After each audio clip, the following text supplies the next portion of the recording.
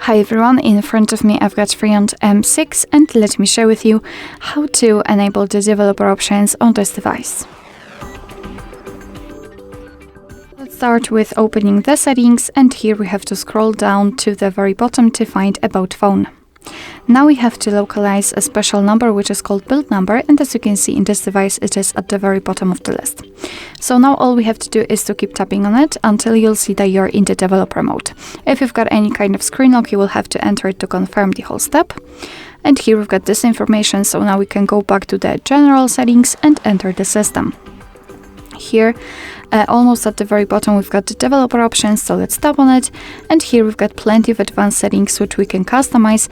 So for example, we can force the desktop mode, we can enter actually the background check, simulate color space. Here we've got the option which will show view updates.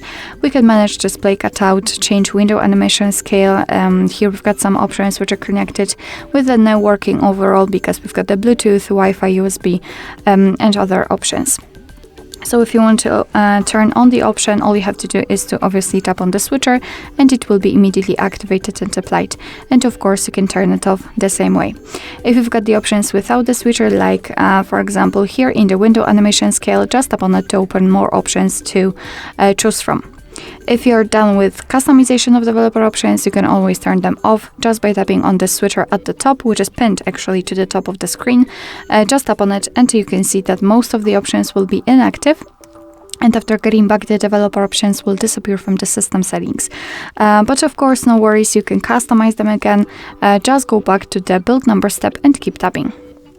Alright, so that will be all. Thank you so much for watching. I hope that this video was helpful, and if it was, please hit the subscribe button and leave the thumbs up.